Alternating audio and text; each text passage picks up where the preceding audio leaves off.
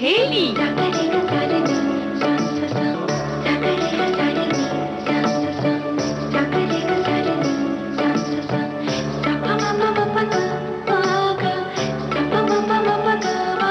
सखी सहेली।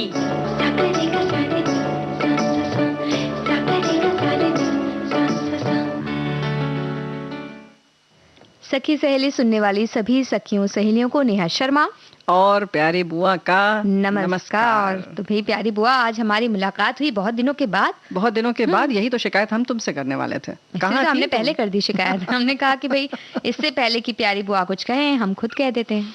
चलो तुम बाजी जीत गई हैं। चलो कोई बात नहीं, मान लिया हमने कि तुम सही कह रही हो कि हम बहुत दिनों बाद मिले हैं जी। और लेकिन मिल तो गए। हाँ, वादा किया था मिलने का तो मिल गए। बिल्कुल, जो भी वादा किया जाए उसे निभाना बहुत जरूरी है। और इस बारे में हम बात भी करने वाले आज प्यारी बुआ। वादा तेरा वादा, ये विषय हमने चुना है। वादा तेरा वादा, क्या बात है। तो इसमें बातें की जाएंगी उन वादों की जो हम हमेशा खुद से करते हैं जब साल खत्म होने वाला रहता है तब, और उस वादे को निभाते हैं या नहीं निभाते हैं, इस बारे में हमारे श्रोता भी कुछ बताएं तो बड़ा अच्छा हो जाएगा। श्रोता बताएंगे वो जरूर, लेकिन पहले और भी तो विषय बता दिया जाए। सखी विशेष में आज किसे लेकर हम आ रहे हैं, ये है YG श्रीमती जी। तो इनकी जो खूबियां हैं उनके बारे में हम विस्तार से बताएंगे, और नए साल की पुरानी आदतें, ये भी तो विषय है। और लड्डू भी तो विषय है व्यंजन में। लड्डू की बातें ना हो, ठंड का मौसम हो, लड्डुओं की बातें ना हो, ऐसा तो हो नहीं सकता। तुमने बहुत लड्डू बांधा है। तो लड्डुओं को बांधने की अलग अलग विधि हम बताएंगे कि किस तरह से कैसे कैसे लड्डू, कौन कौन से लड्डू बनाए जा सकते हैं, कौन से लड्डू बनाए जा सकते हैं। लेकिन सच बात है कि लड्डुओं को बांधना एक अपने आप में बहुत बड़ी कला है, हुनर है। तो वो तो हम सीखेंगे ही। लेकिन वादा तेरा वादा की जो बात है उसमें हमारे साथी ने बड़ा अच्छा लिखा है कि आज विषय सूची अच्छी भी है और नए साल में कुछ पीछे झांकना भी हो जाएगा। मगर एक बात ही आज लिखता हूं, एक उम्र गुजर जाती है निभाने में, एक उम्र गुजर जाती है निभाने में, लिखने बैठो तो 2 अक्षर का वादा है। वाह, बहुत ही अच्छी बात इन्होंने कही। लेकिन नहीं, एक और बड़ी मजेदार बात है, वो वैसे तुम्हारे लायक है। बिल्कुल, तो हमें बता देते हैं। नहीं, लेकिन तुम्हारी उम्र नहीं हुई है, लेकिन हम बता इसलिए देते हैं क्योंकि इन्होंने जो लिखा है वो उम्र के बारे में लिखा है। नए साल में कुछ नए संकल्प वगैरह करने की आवश्यकता नहीं है। अब ये वाली लाइन तुमने गांठ बांध ली ना, जेब में रख लिया। अब लेकिन आगे क्या लिख रही हैं ये, क्योंकि अब अपनी कोई बिगड़ने की उम्र रही नहीं और सुधरने की तो बिल्कुल भी नहीं। देखिए हमारी तो फिर दोनों की उम्र है अभी, तो फिलहाल हमें तो वादे बनाने पड़ेंगे, संकल्प लेने भी पड़ेंगे। बिल्कुल लेने पड़ेंगे, लेकिन अभी जो वादा किया है वो पूरा कर देते हैं। अभी अलविदा मत कहो दोस्तों, न जाने कहाँ फिर मुलाकात हो, न जाने कहाँ फिर मुलाकात हो। क्योंकि बीते हुए लम्हों की कसक साथ तो होगी, बीते हुए लम्हों की कसक साथ तो होगी। ख्वाबों ही में हो चाहे मुलाकात तो होगी, बीते हुए लम्हों की कसक साथ तो होगी।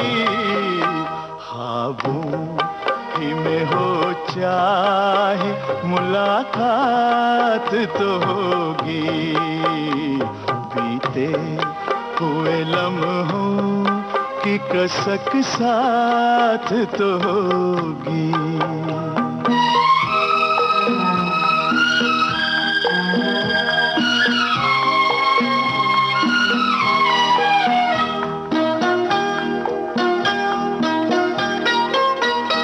ये प्यार में डूबी हुई रंगीन फ़ज़ाएं,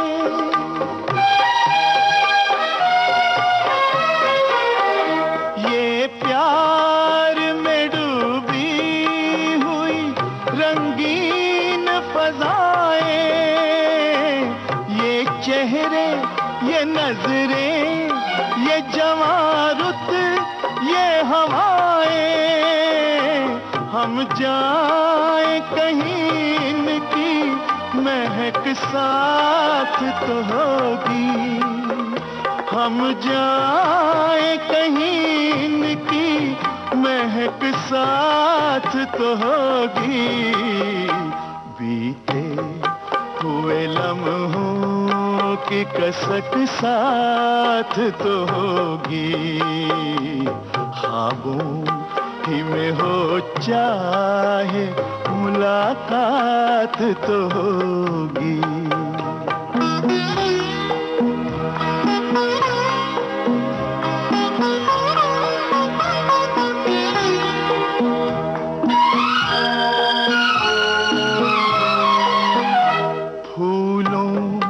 की तरह दिल में बसाए हुए रखना,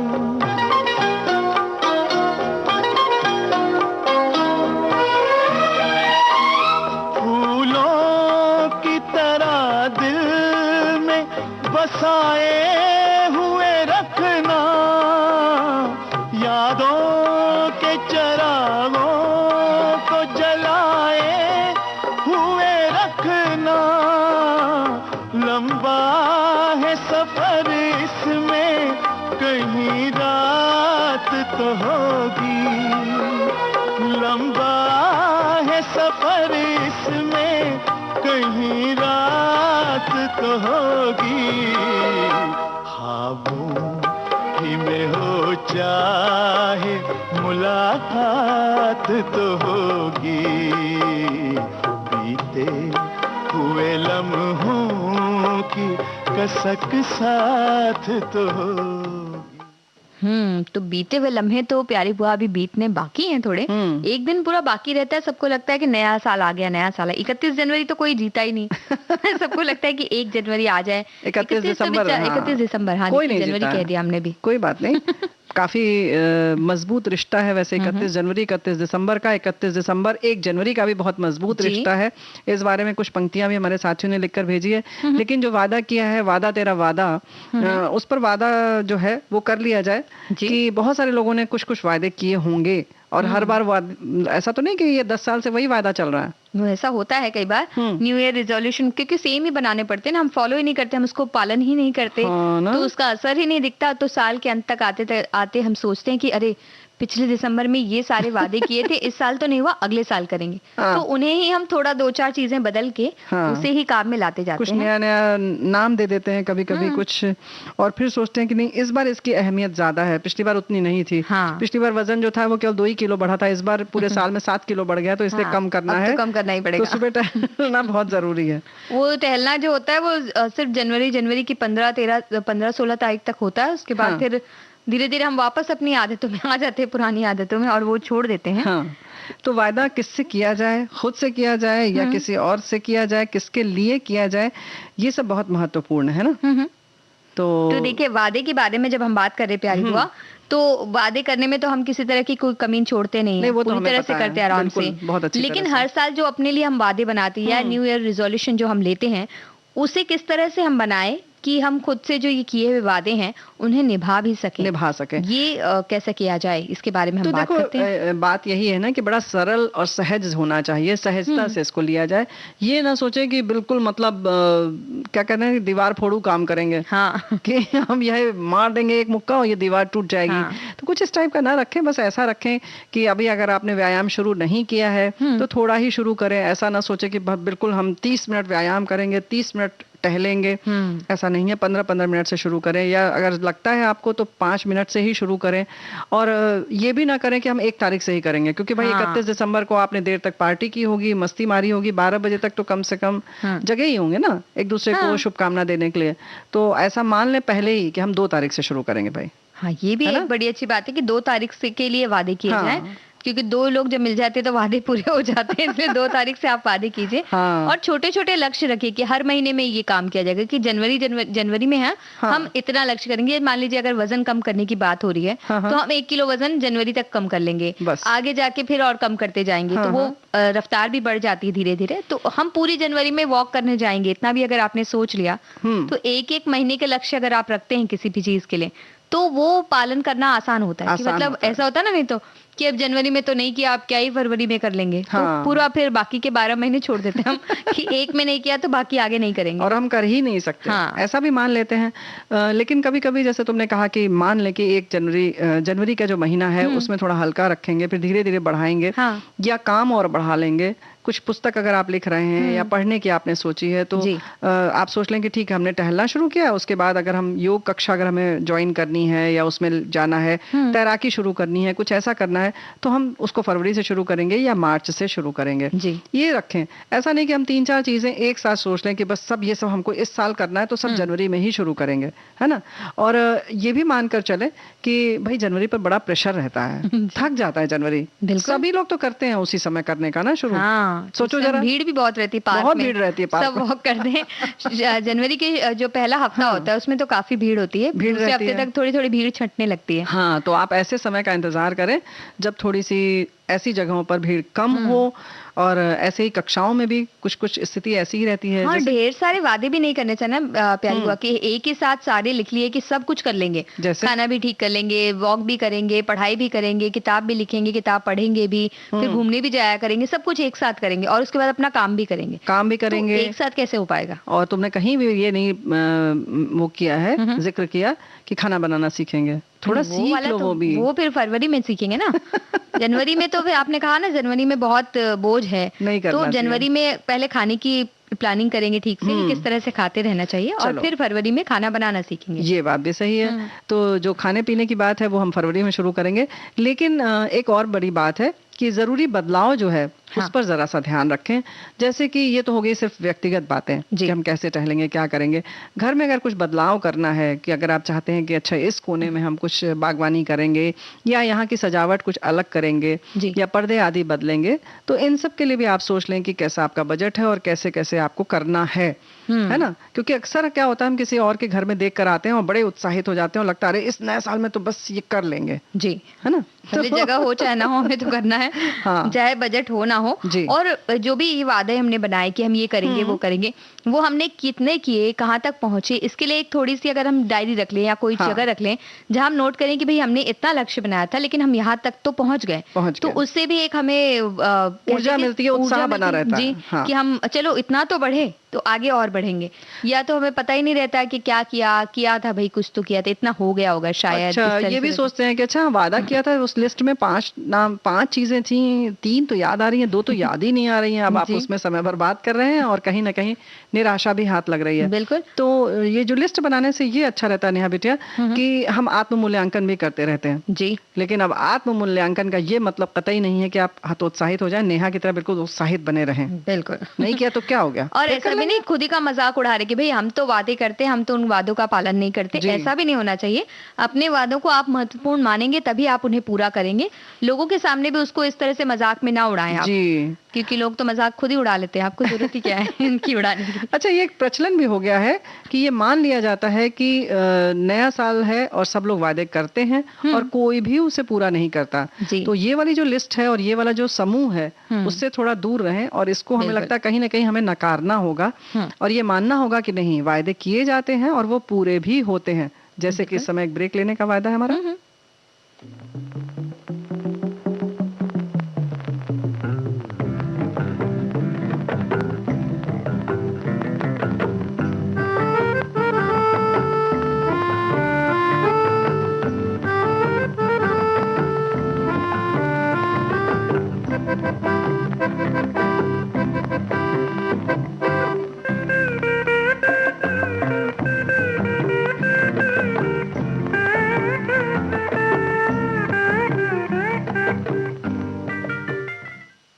और अंतराल के बाद आप सभी का एक बार फिर से स्वागत है। आप सुन रहे हैं कार्यक्रम सखी सहेली।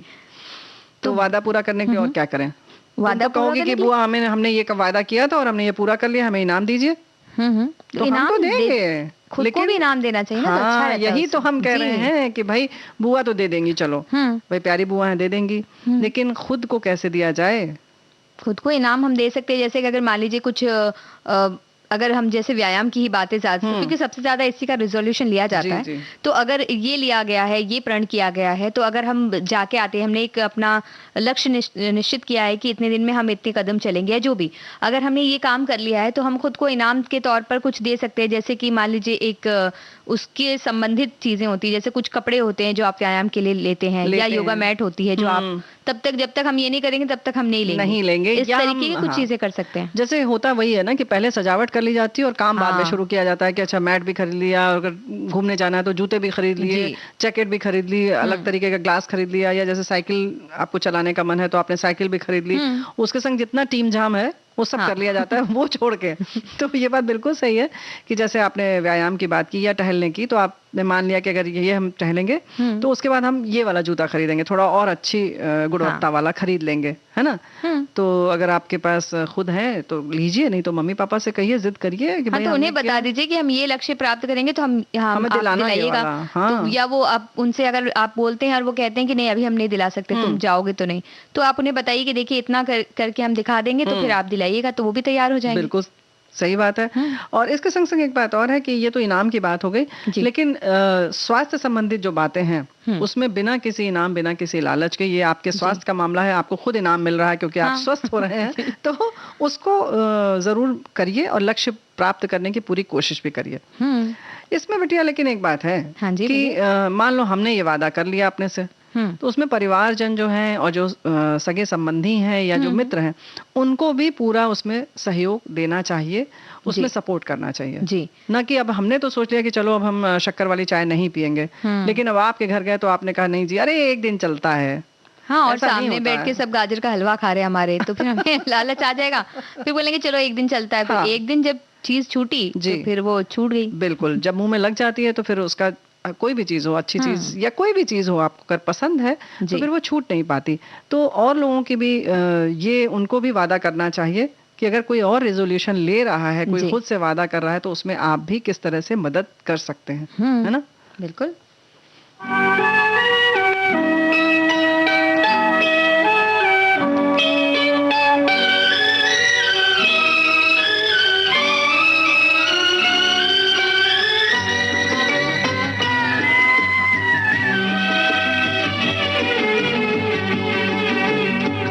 जो वादा किया वो निभाना पड़ेगा, रोके जमाना चाहे रोके खुदाई, तुमको आना पड़ेगा।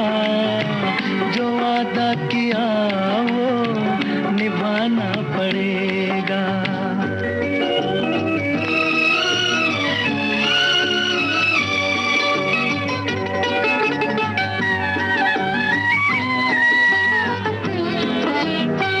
तरसती निगाहों ने आवाज दी है, मोहब्बत की राहों ने आवाज दी है। जाने हया जाने अदा छोड़ो तरसाना, तुमको आना पड़ेगा। जो वादा किया वो निभाना पड़ेगा। ये माना हमें जाते जाना पड़ेगा, पर ये समझ लो तुमने जब भी पुकारा हमको आना पड़ेगा। जो वादा किया वो निभाना पड़ेगा।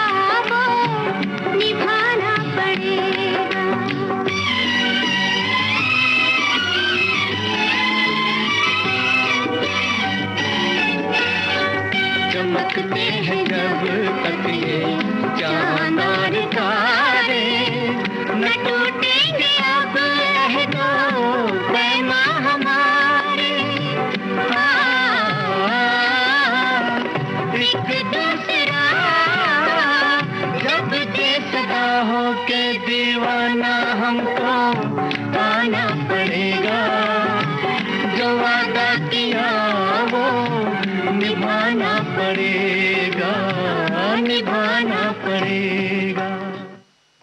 तो बुआ जी निभाइए आपका वादा, बनाइए लड्डू हमारे लिए, हमें खिलाइए। अरे ये नेहा बिटिया ना तो बहुत शैतान हो तुम। चलो ऐसा करते हैं कि लड्डू की तैयारी कर लेंगे, लेकिन उसके पहले बात कर लेते हैं सखी विशेष में वाई जी श्रीमती जी की। जी। और वैसे भी देखो ना बिटिया, ऐसा है कि कला में, किसी भी कला में अगर पारंगत होना है तो उसे पूरी तरह से अपनाना चाहिए। अब ये भी एक वायदा है जो करना चाहिए अगर किसी चीज को आप शुरू कर रहे हैं, है ना। जैसे कि कला है तो कला और आप इतना रम जाएं कि दोनों में कोई भेद न रहे, तभी आप उस मकाम पर पहुंचते हैं। और आमतौर पर लोग अपनी जिंदगी में किसी एक कला को साध लें और ऊंचाई हासिल कर लें, यही बहुत है। लेकिन आज जिनकी हम बात कर रहे हैं ना, ये वाई जी श्रीमती जी, ये ऐसी कलाकार हैं जिन्होंने एक दो नहीं बल्कि 4 कलाओं में स्वयं को पारंगत किया।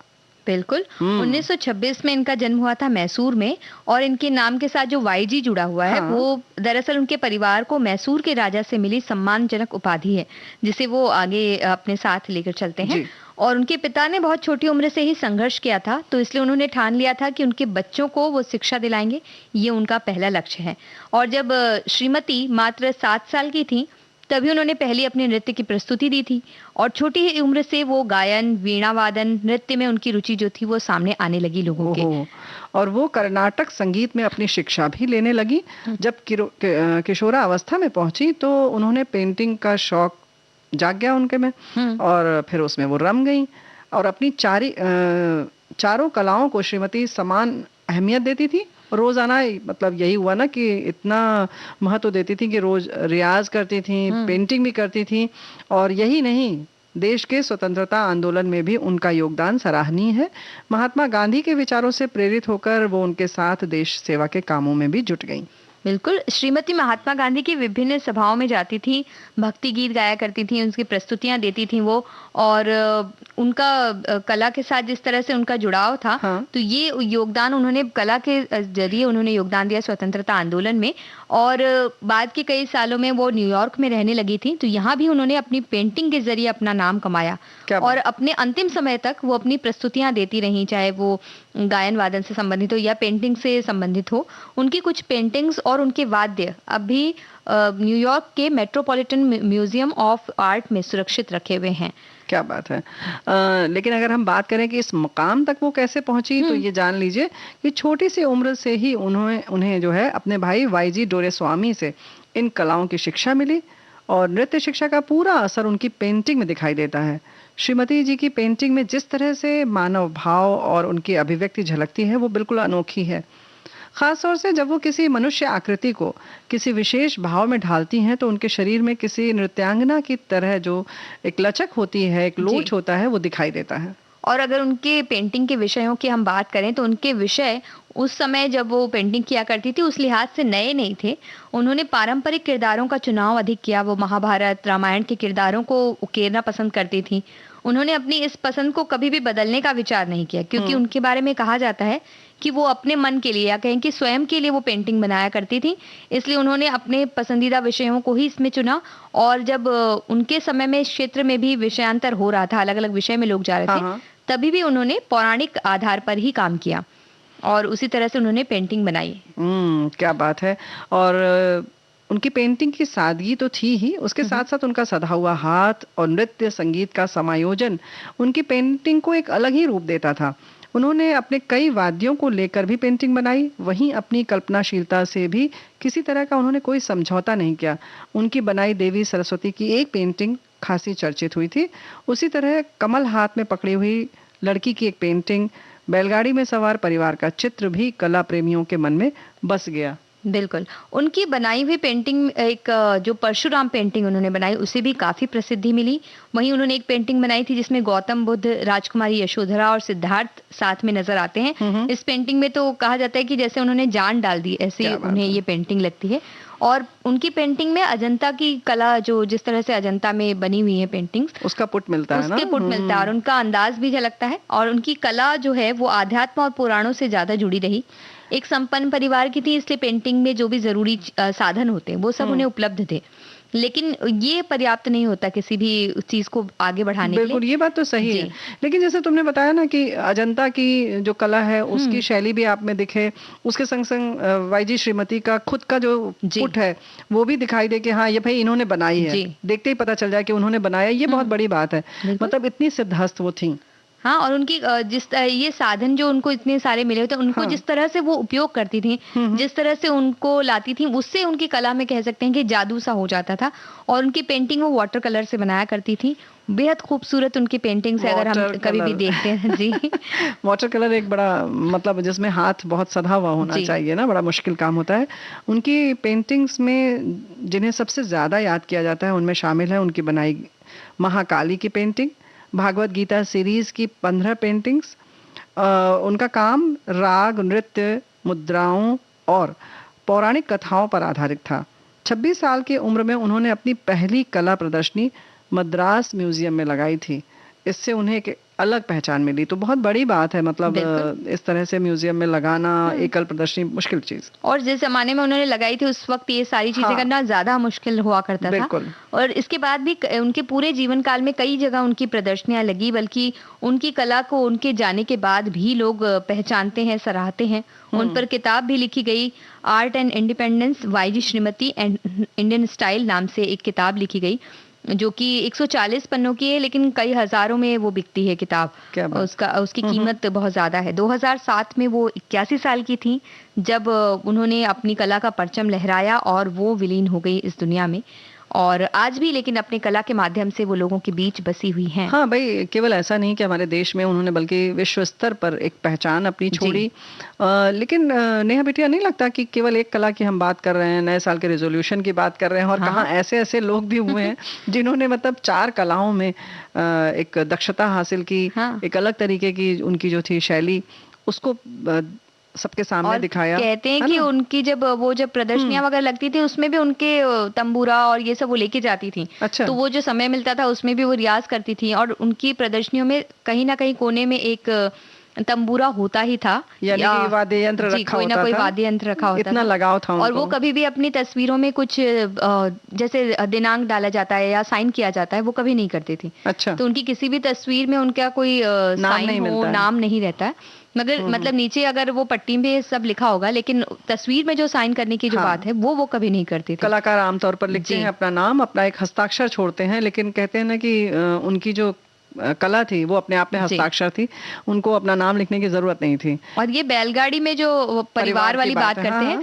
उसमें उन्होंने पूरी बैलगाड़ी नहीं दिखाई। बैलगाड़ी जा रही है जिस तरह से और परिवार है, ऐसा लगता है कि तस्वीर खींचते खींचते बैलगाड़ी गुजर गई, इस तरह से उन्होंने बनाया है। तो उसे भी उस वक्त बहुत ज्यादा पहचान मिली कि एक अलग ही तरह से, क्योंकि कभी भी कोई चित्र बनाता है तो पूरा बनाना चाहता है, डिटेल बनाता है ताकि वो समग्र रूप से दिखाई दे, लेकिन इस तरह से एक झलक दिखाना और उसमें उसकी पूरी पहचान छोड़ना या उस विषय को पूरा दिखाना उस पेंटिंग में, ये बहुत बड़ी बात होती है। तो भाई इस तरीके की बातें तो होती रहेंगी, लेकिन हमें लगता है समय हो रहा है एक अंतराल का। बिल्कुल ले लेते हैं एक अंतराल।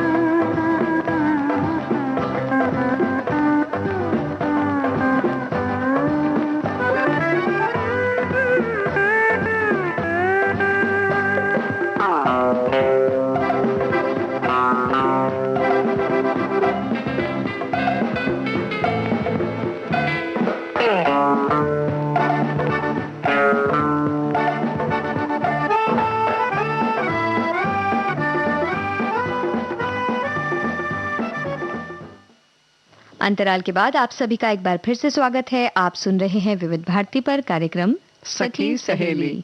तो एक गीत सुनवाओ अब बटिया। हाँ बुआ।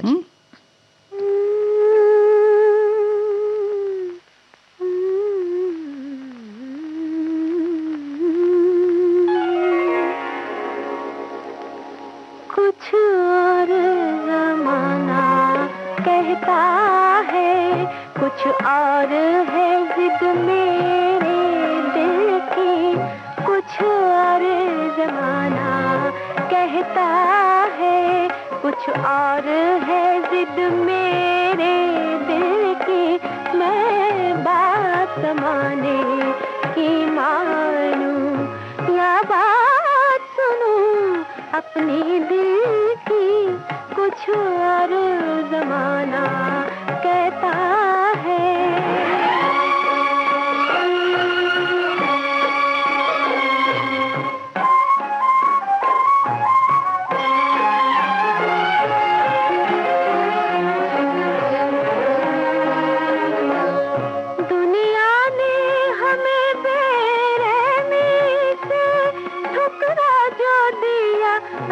अच्छा ही किया, ठुकरा जो दिया, अच्छा ही किया, नादा हम समझे बैठे थे, नादा हम समझे बैठे थे, निभती है यहाँ दिल से दिल की, कुछ और जमाना कहता है।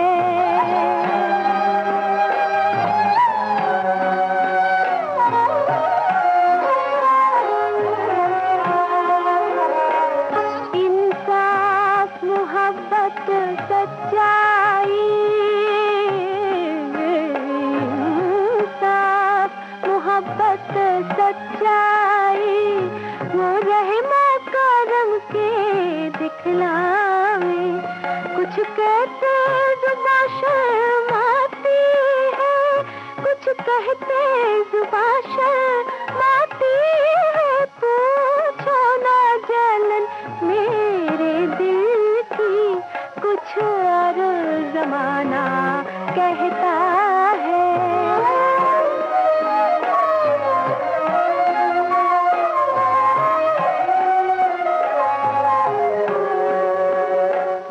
गो बस्ती है इंसानों की, इंसानों मगर ढूंढे ना मिला, इंसान मगर ढूंढे ना मिला, पत्थर के बूटों से क्या कीजिए, पत्थर के बूटों से क्या कीजिए, फरियाद भला टूटे दिल की, कुछ और जमाना कहता है। तो बुआ जी, जमाना चाहे कुछ भी करता रहे, हम अपने वादे पर टिके रहेंगे कि वादा नहीं निभाएंगे। लेकिन किसी और की भी तो सुन लो जी। दिसंबर और जनवरी क्या कहता है?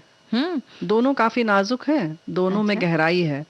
हालांकि मतलब थोड़ी हम कविता सुना रहे हैं, हमारे साथी ने भेजा है। कितना अजीब है ना, दिसंबर और जनवरी का रिश्ता, जैसे पुरानी यादों और नए वादों का किस्सा। दोनों काफी नाजुक हैं, दोनों में गहराई है, दोनों वक्त के राही हैं, दोनों ने ठोकर खाई है। यूं तो दोनों का है वही चेहरा, वही रंग, उतनी ही तारीखें हैं और उतनी ही ठंड, पर पहचान अलग है दोनों की, अलग है अंदाज और अलग है ढंग। एक अंत है एक शुरुआत, जैसे रात से सुबह और सुबह से रात। एक में याद है, दूसरे में आस, एक को है तजुर्बा, दूसरे को विश्वास। दोनों जुड़े हुए हैं ऐसे धागे के दो छोर के जैसे, पर देखो दूर रहकर भी साथ निभाते हैं कैसे। जो दिसंबर छोड़ के जाता है उसे जनवरी अपनाता है, और जो जनवरी के वादे हैं उन्हें दिसंबर निभाता है। क्या बात है! कैसे जनवरी से दिसंबर के सफर में 11 महीने लग जाते हैं, लेकिन दिसंबर से जनवरी बस एक पल में पहुंच जाते हैं। जब ये दूर जाते हैं तो हाल बदल देते हैं, और जब पास आते हैं तो साल बदल देते हैं। देखने में ये साल के महज 2 महीने ही तो लगते हैं, लेकिन सब कुछ बिखेरने और समेटने का वो कायदा भी रखते हैं। दोनों ने मिलकर ही तो बाकी महीनों को बांध रखा है, अपनी जुदाई को दुनिया के लिए एक त्योहार बना रखा है। वाह, बहुत अच्छी कविता इन्होंने लिख भेजी। और एक तरह से दिसंबर और जनवरी का जो रिश्ता है उन्होंने बहुत अच्छी तरह से बताया। सही बात कि है। एक पल में हम जनवरी में पहुंच जाते हैं दिसंबर को भूल के और जनवरी से इंतजार होता है दिसंबर तक आने का। तो क्या कहती हो, मतलब दिसंबर को साथ में लेकर चलना चाहिए? दिसंबर तो साथ में ही आ जाता है ना, अगले साल का दिसंबर तो साथ ही आ जाता है, पर उस तक पहुंचने के लिए फिर एक लंबी यात्रा तय करनी पड़ती है। और हम पहुंच ही जाते हैं। बिल्कुल। वैसे हमारे एक साथी ने कहा है कि संडे से करूंगा, 1 तारीख से करूंगा, नए साल से करूंगा। फिटनेस प्रोग्राम शुरू करने के लिए तीनों मुहूर्त एक ही दिन आ रहे हैं, अब बहाना नहीं चलेगा। ओहो, ये वैसे नेहा बिटिया तुम्हारे लिए है, बहाने तुम बहुत मारती हो, बस समझ लो कि इस बार मंडे कर सकते हैं, 2 तारीख कर सकते हैं, है ना? हाँ। लेकिन शुरू करना, जिस तारीख को भी कहना वो शुरू करना। बहाना बनाने वालों को बहाना बनाने का भी बहाना चाहिए होता है। बहाना बनाने का भी बहाना चाहिए। तो कई चीजें हैं। वैसे हमारे साथी लिख रहे हैं कि नए साल की पुरानी यादें, कुछ समझ नहीं पाया हूँ, वादा तेरा वादा के लिए अर्ज किया है कि वादे अक्सर टूट जाते हैं मगर कोशिशें कामयाब हो जाती हैं। वादा रहा कि नए साल में रोज विविध भारती सुनते रहेंगे और ज्ञान की बातें सुनते रहेंगे, क्योंकि आप हमारे लिए जीवन रेखा लाइफलाइन हो। सुबह 9 बजे रात से 9 बजे सुबह 6 बजे से 9 बजे तक रेडियो की बातें सुनकर बढ़िया वक्त गुजर जाता है। धन्यवाद, आभार, विविध भारती अमर रहे। भाई इन्होंने नए साल की पुरानी यादें क्या होती, नहीं पुरानी आदतें क्या है, इन्होंने नहीं समझा। तो पुरानी आदतों के बारे में हमारे साथी समझ गए। वो कह रहे मैं और मेरे जैसे सभी लोग नए साल आने के बाद बहुत कुछ नया या पुरानी आदतों को छोड़ना चाहते हैं, लेकिन छोड़ नहीं पाते हैं। बहुत सारी चीजें छोड़ना चाहते हैं लेकिन छोड़ते नहीं है। रोज सुबह उठकर व्यायाम करना चाहते हैं लेकिन करते नहीं है। और तो ऐसे ही कुछ व्यसन हैं जो बुरे हैं, उनको छोड़ना चाहते हैं, वो छोड़ नहीं पाते हैं। लेकिन ये विविध भारती जो है ना, ये अच्छा व्यसन है, इसको आप कायम रखिए। तो यही कहना चाहते हैं कि कुछ पुरानी आदतें हैं, सब पुरानी आदतों को छोड़ना नहीं है। तो जैसे नए साल की पुरानी आदतें ये होती हैं क्या, जो हम हर साल अपने साथ साल दर साल लेके आते हैं। हम ये सोचते हैं कि हमें ये बदलाव हमारे अंदर करना चाहिए, लेकिन हम करते नहीं है। हम उन आदतों को साथ ही लेकर आते हैं। जैसे कि कुछ ऐसा हो, कई बार ऐसा होता है जैसे लेट पहुंचने की एक आदत होती है कि हम देर से ही पहुंचते हैं। तो हम सोचते हैं कि अरे नए साल में मैं बिल्कुल समय से पहुंचूंगा, लेकिन हम नए साल में भी वो पुरानी आदतों को साथ लेकर आते हैं और देर से ही पहुंचते हैं क्योंकि हमारी आदत है वो। तो हम उस आदत को बदलते नहीं है। तो ये जो लेट लतीफी की आदत है वो कहीं ना कहीं जो है वो आलस से इसके पीछे है। तो उसके पहले आलस से छोड़ने की बात करा जाए अगर, तो शायद ये भी बन जाएगा काम इस पर भी, है ना। और वैसी कई ऐसी आदतें भी होती हैं जो कई बार हम कहते हैं कि हमें बदलना चाहिए। जैसे व्यसन की बात हो रही थी कि किसी व्यसन को छोड़ने के लिए बहुत से लोग हमें कहते हैं, या नकारात्मक इंसानों से जो हम दोस्ती कर लेते हैं या नकारात्मक विचारों का साथ पाल लेते हैं और उन्हें लेकर ही चलते हैं कि नहीं इसने तो हमारे बारे में यही कहा होगा, इसने यही किया होगा। हम पहले से जो सोच कर चलते हैं, या हम जो काम कर रहे हैं वो बड़ा गड़बड़ है, हमें इससे सफलता नहीं मिलेगी और हमारी सोच बड़ी खराब है और बड़े हम गड़बड़ हैं, या हम गलत बोल देते हैं गलत जगह पर। जी, ये सब चीजें हैं। या हम ये सोच लेते हैं कि अगर हम ये करेंगे तो ये होगा और बिगड़ ही जाएगा। अगर हम आज जाएंगे तो वहां पर हमें डांट सुननी ही पड़ेगी। तो पहले से सब चीजें सोच लेते हैं। या जैसे कि अक्सर होता है कि हम चाय जैसे ही बना कर लाते हैं और मेहमानों के सामने पहले ही कह देते हैं चाय अच्छी नहीं बनी है। अरे भाई उन्हें बताने दीजिए। तो पहले जो हम अपनी खुद की बुराई जो करना होता है या खुद के बारे में नकारात्मक कहना या किसी भी काम को करते हुए नकारात्मक सोचना, ये आदत भी हम हमेशा लेके जाते हैं। हर नए साल में हम इसके साथ प्रवेश करते हैं। तो ये कोशिश कीजिए कि इस साल आप उन चीजों के साथ प्रवेश ना करें या थोड़ा कम लेकर जाएं अपने साथ, कम लेकर छोड़ दें। हाँ, और ये तो बिल्कुल अपने हाथ में है। हाँ, है ना, ये तो छोड़ सकते हैं, बिल्कुल छोड़ सकते हैं, आसानी से छोड़ सकते हैं। ऐसे ही काम से जी चुराने वाली जो आदत है उसे भी आप छोड़ सकते हैं। उसको भी आप कई साल से लेकर आगे आ रहे हैं। और उसी तरह से सामंजस्य बैठाना जो है ये बड़ा जरूरी है। हाँ, और जैसे काम में, निजी जीवन में, या जब हम कोई भी व्यवसाय कर रहे हैं, नौकरी कर रहे हैं, या हमारा कोई व्यापार है उसमें और घर में, यानी कि घर में हम कैसे रहें और बाहर कैसे रहें, इसमें सामंजस्य रहे कि दोनों जगह हम सफल हो सकें। कोई जो होता है घर में बहुत सफल होता है, बाहर नहीं हो पाता, या बाहर बहुत सफल है, बहुत पैसे कमा रहे हैं लेकिन घर में सफल नहीं है, तो उसमें सामंजस्य कैसे बैठाया जाए। जी, एक निश्चित समय, जैसे आप कई बार ऐसा होता है काम में इतना लगे हैं कि आप घर में समय ही नहीं दे पा रहे हैं, और कई बार ऐसा होता है कि घर में ही आप ऐसे घुसे हुए हैं कि आप बाहर ही नहीं निकले, किसी से मिल नहीं रहे। तो एक बीच का अगर रहे मामला तो आपको भी बहुत अच्छा लगेगा, क्योंकि आप सिर्फ काम करते हैं तो आप घर में लड्डू नहीं बांध पाएंगे। हाँ, लड्डू नहीं बांध पाएंगे, लड्डू का स्वाद नहीं ले पाएंगे हड़बड़ी में, जल्दी खा लेंगे। यही तो हम कह स्वाद नहीं, कभी मुरमुरे के जो लड्डू होते हैं, जो लाई के लड्डू भी कहा जाता है, उनके एक एक दाने का अगर आपने स्वाद नहीं लिया तो फिर कोई मतलब नहीं। तो ये आपको आगे जान के सोचना पड़ेगा, इसके सोचना पड़ेगा। जी नहीं, आगे जाके ना सोचिए, आप इस बार सोच लीजिए कि भाई आपको लड्डू बांधने का, लड्डू खाने का पूरा समय मिलना चाहिए। और इसके संग संग अगर आप जहाँ जा रहे हैं ना काम करने, ऐसा नहीं कि लड्डू वहां पे भी खाने लग गए, घर से आराम से लड्डू खा के जाइए लंच के लिए। जी, लंच पर लेके जाइए, लेकिन जिस समय काम करिए उस समय लड्डू के बारे में बिल्कुल ना सोचिए। तो ये सोचना भी बहुत जरूरी है कि आदतें जो है वो आदतें हमें भी बदलने लायक ही लगती हैं या नहीं। मतलब बहुत से लोग हमें कहते हैं कि भाई तुम ये काम करते हो बदल दो, तुम दिन भर काम ही करते रहते हो, तुम हमारी बात नहीं, हमारे साथ टाइम घूमने नहीं जाते हो दिन भर, तो आप ये सोच लीजिए कि ये आदत बदलनी है कि नहीं, कि दिन भर घूमते ही रहना है, या काम और घर और घूमना सब एक साथ सामंजस्य बिठा रहे हैं अगर आप, तो फिर जो कोई अगर शिकायत कर रहा है इस तरह की और आपको लगता है कि नहीं आपने काम में भी सही तरह से समय दिया, परिवार को भी सही तरह से समय दिया, दोस्तों को भी सही समय दिया, तो फिर ये देख लीजिए कि ये बदलना चाहिए कि नहीं, दोस्तों की अलग शिकायत हो, इनकी अलग शिकायत हो, तो वो जांच लीजिए कि ये बदलना जरूरी है या नहीं। यानी कि पहले आप आत्म मूल्यांकन वाली जो बात है उसके लिए थोड़ा ईमानदारी से खुद सोचिए, लोगों के कहने पर न जाएं आप कि अरे तुम तो पता नहीं क्या करते रहते हो, जब देखो तो मतलब कुछ भी चीजें हो सकती हैं, घूमते ही रहते हो या खाने की ही बात करते हो। तो अगर आपको उसमें आनंद आ रहा है और कहीं कोई दिक्कत नहीं हो रही है, परिवार के लोग खुश हैं, आप खुश हैं, तो इससे परेशान ना हो। या कपड़ों के बारे में अक्सर हमारे साथी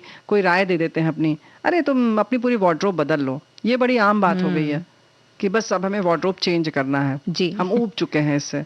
तो ऐसा नहीं है, अगर आप आरामदेह चीज़ों को पहन रहे हैं और आपको कहीं कोई दिक्कत नहीं हो रही है, आपके बजट में है, तो ऐसा नहीं कि इसके लिए बस हमने कह दिया कि हाँ पुरानी आदतों को छोड़ना है तो छोड़ दीजिए। जी, और बदलना भी तो धीरे धीरे बदल सकते हैं आप, कि कुछ उस तरह की चीजें भी आपने ले आई और आपने ट्राई कर ली, हो सकता है आपके ऊपर अच्छी लग रही है, तो आप धीरे धीरे बदल सकते हैं, जरूरी नहीं कि आप पूरी तरह से खुद को बदल जाए, तो बदलिए धीरे धीरे। जैसे मतलब ये कह सकते हैं कि आत्मविश्वास जो है वो आपका पूरा होना चाहिए।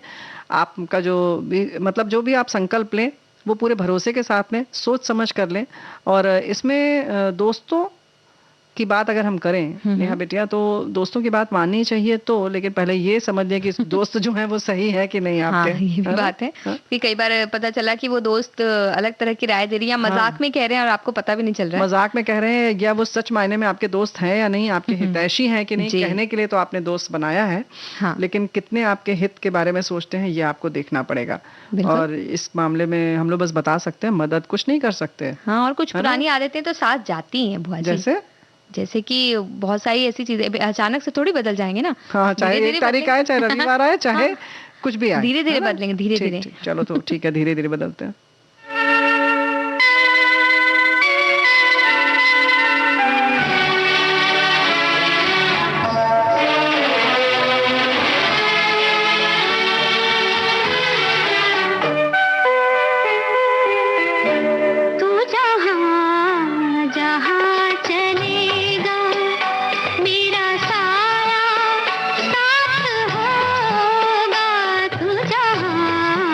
जहाँ चले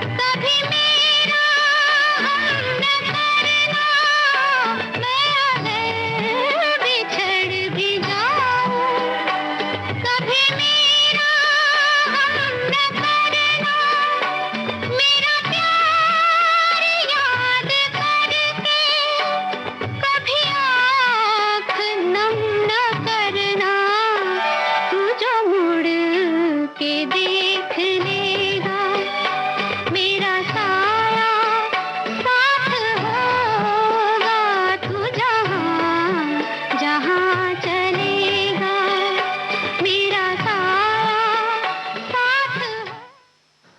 तो सोचिए बुआ जी, ऐसे हमारी जो आदतें हैं जिन्हें हमें छोड़ना चाहिए, वो हमारे लिए ऐसा गाती हैं कि तुम जहाँ जहाँ चलोगे मेरा साया साथ होगा। तो गाल पे हाथ रख के तुम बैठ गई। ये बताओ जरा सा कि यही थोड़ी करना है।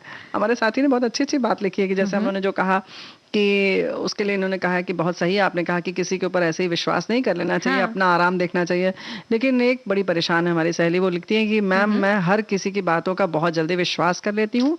नए साल में अपनी इस आदत को सुधारने की कोशिश करूंगी, क्योंकि मुझे मेरी एक फ्रेंड कहती है कि हमें दिल के साथ साथ दिमाग से भी सोचना चाहिए। हम तो ये कहेंगे कि ये उनकी सच्ची दोस्त है, उनके साथ दोस्ती अच्छी करें और वाकई ये आदत छोड़िए। और सबकी बातें सुनने से क्या होगा कि पूरे वक्त कोई ना कोई हमें कुछ ना कुछ जजमेंट पास करता रहेगा जी। तो उसमें हमें कैसे पता चलेगा कि कहाँ सत्य है कहाँ नहीं है, कहाँ हम वाकई गलत जा रहे हैं, कहाँ हम वाकई सही हैं। जी। तो इस तरह से सबकी बातों पर विश्वास करना तो बड़ा मुश्किल हो जाएगा और आप कर भी नहीं सकते, बड़ा मुश्किल है। तो अपने को ज्यादा परेशानी में न डालें, जिंदगी बहुत आसान है, बिल्कुल ऐसे ही जैसे लड्डू बनाते हैं हम लोग। दुनिया गोल है और इस तरह से जिंदगी में बहुत सारी चीजें बंधे रहिए अपनों के साथ में, अपनों के साथ बंधे रहिए। ऐसे ही थोड़ा सा मिठास जो है वो डालेंगे, चाहे वो गुड़ की हो मिठास हो, चाशनी हो, चाहे वो शक्कर की हो।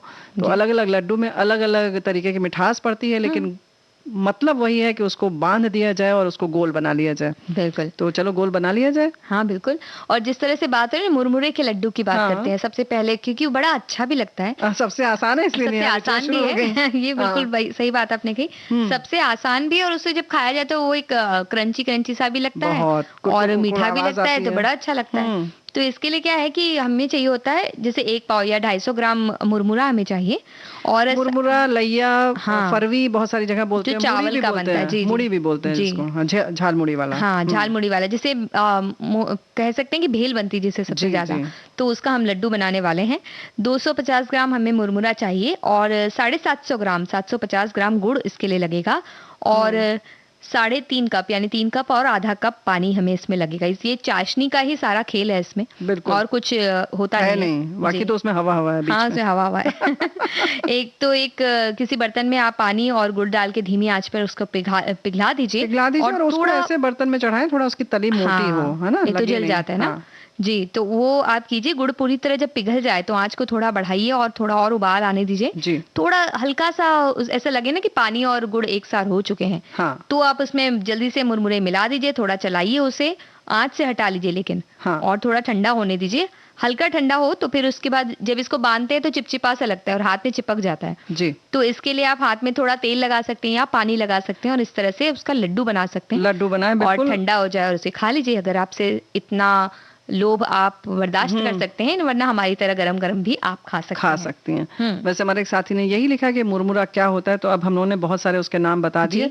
अब आप जरूर समझ गए होंगे कि क्या होता है मुरमुरा। इसमें एक ये बात भी है कि जब चाशनी जो बनती है ना, उसमें ऊपर बुलबुले जो उठते हैं वो काफी तेज हो जाते हैं, गाढ़ापन दिखने लगता है। तो वो जब हो जाए तो बस आप गैस बंद कर दें, आंच से उतार दें उसको, और पानी रखेंगे तो ज्यादा अच्छा है। वैसे तो तेल भी ठीक है, लेकिन पानी से भी ठीक रहता है और हाथ में चिपकता भी नहीं है जी। तो अब बनाइए फटाफट।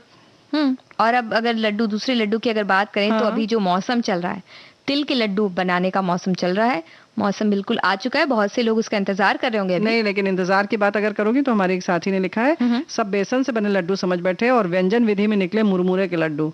तो नहीं, बेसन के लड्डू भी आएंगे ऐसे कैसे? नहीं, लेकिन अभी अगर मुरमुरे के आए तो मतलब क्या दिक्कत क्या हो गई, हमें ये नहीं समझ। हल्के फुल्के लड्डू होते हैं मुरमुरे के, दो भी खा सकते हैं, बेसन के तो एक ही खाने मिलते हैं। लड्डू तो देखो क्या होता है कि उसमें घी भी पड़ता है, उसको भूनना पड़ता है, फिर उसमें शक्कर ही अधिकतर डाली जाती है, तो बुआ जी बताएंगे ना, तो मेहनत का काम आप आप चाहते हैं कि हम सेकें इतना बेसन, बताइए। पर बेसन के लड्डू भी आसानी से बन सकते हैं, उनके लिए भी ज्यादा कुछ मेहनत नहीं करनी पड़ती है। मतलब बुआ से आप सिखवा लीजिएगा, बाद में लड्डू बना लीजिएगा। वो आप किसी घर के बड़े से क्योंकि बड़े को आप ये कह सकते हैं कि आप बहुत अच्छा बनाते हैं, तो फिर वो आपको बताएंगे कि किस तरह से बनाया जाता है। बेसन के बड़े को बनाएंगे है ना। बेसन के लड्डुओं की भी रेसिपी वैसे कई तरह की बनती, कई लोग उसका मुठिया जैसा बनाकर फिर उसे कूट कर पूरा फिर बनाया जाता है, तो बड़ी मेहनत लगती है। पर हमारे साथी ने बिल्कुल आसान वाला भेजा है, तो हम उसे बता देते हैं। बिल्कुल। और गुजराती में इसे मगज का लड्डू भी कहा जाता है, ऐसा उन्होंने कहा है। इसके लिए आधा कप घी चाहिए, 2 कप बेसन चाहिए, थोड़ा मोटा वाला बेसन लगता है इसमें, 1 कप चीनी, 4 इलायची छोटी वाली, और 2 टेबल स्पून तरबूज के बीज, 2 टेबल स्पून काजू कटा हुआ। अब इसमें सबसे पहले तो एक बड़ी कढ़ाई में आपको आधा कप घी गरम करना है और 2 कप आपको बेसन डाल देना, यानी पूरा घी गरम करके पूरा बेसन डाल दीजिए और बेसन अच्छी तरह से घी के साथ मिल जाए इतनी देर तब आपको उसको धीमी धीमी आंच पर भूनना है। दानेदार बनावट के लिए मोटे बेसन का आप उपयोग कीजिए और धीमी आंच पर इसको भूनते रहिए।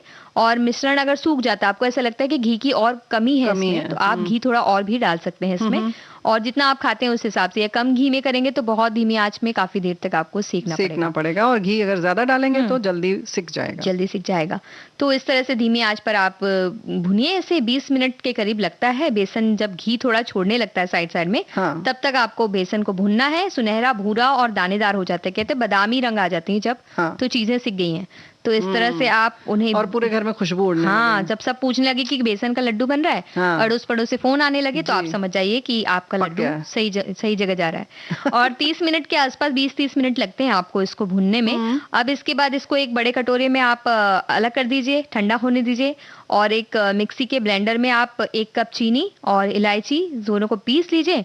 और जब ये ठंडा होने लगे तो पिसी हुई चीनी को आप इसमें डाल दीजिए और ये सब मिक्स हो जाएगा, मिल जाएगा अच्छे से, क्योंकि उसमें घी है और थोड़ा गर्म है, तो साथ में चीनी उसमें डालने से आपका मिल जाएगा। सारे मिश्रण को मिला लीजिए और उसके बाद में चीनी थोड़ी पिघल जाएगी। साथ में आप इसे गेंद के आकार के छोटे छोटे लड्डू बना सकते हैं। गेंद के आकार के, छोटी गेंद के आकार के, टेनिस वाली। ये तुमने बहुत अच्छा कहा। किसी को बड़े खाने हो तो बड़ी भी खा सकते हैं वो। फिर तो आप ऐसे पूरा सीधा मुठिया ही खा लीजिए।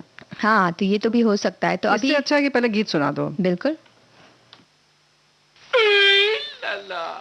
पाक चवन्नी का सवाल है बाबा, जो दे उसका भी भला, जो ना दे उसका भी भला।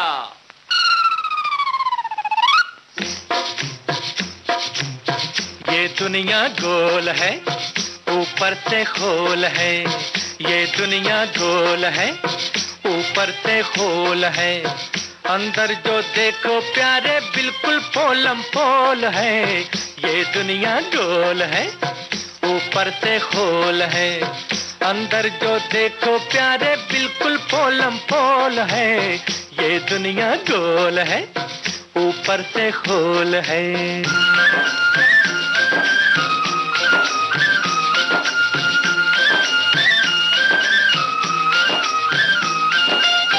जितने हैं दुनिया वाले फिरते हैं झोली डाले।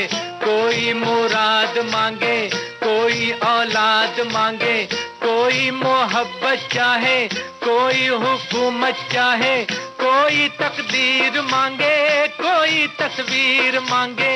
एक फोटो का सवाल है बाबा, मैं किधर है?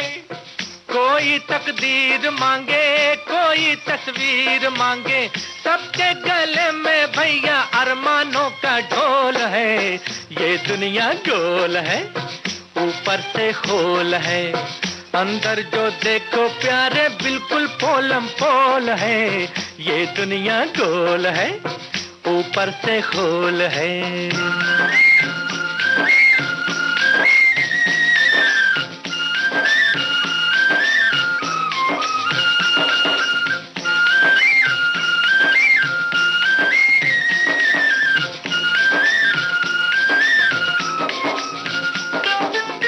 चांदी सोना ना मांगू, रुपया पैसा ना मांगू, खोली बंगला ना मांगू, कपड़ा लत्ता ना मांगू, घोड़ा गाड़ी ना मांगू, कुर्ता धोती ना मांगू। परवरदिगार मेरे उसका दीदार दे दे। एक फोटो का सवाल है बाबा, मैं अब तक नहीं मिला।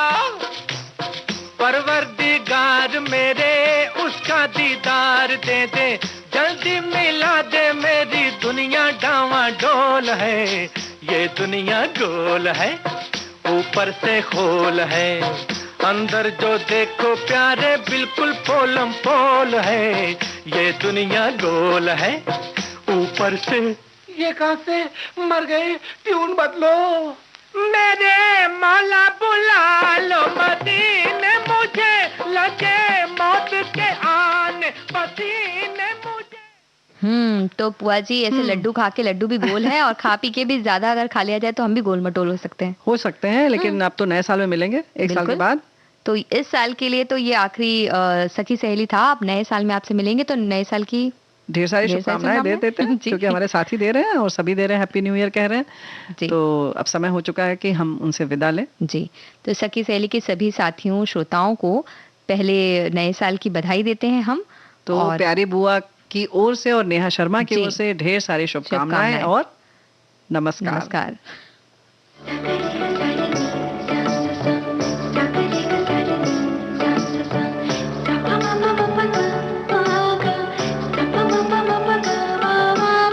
सखी सहेली।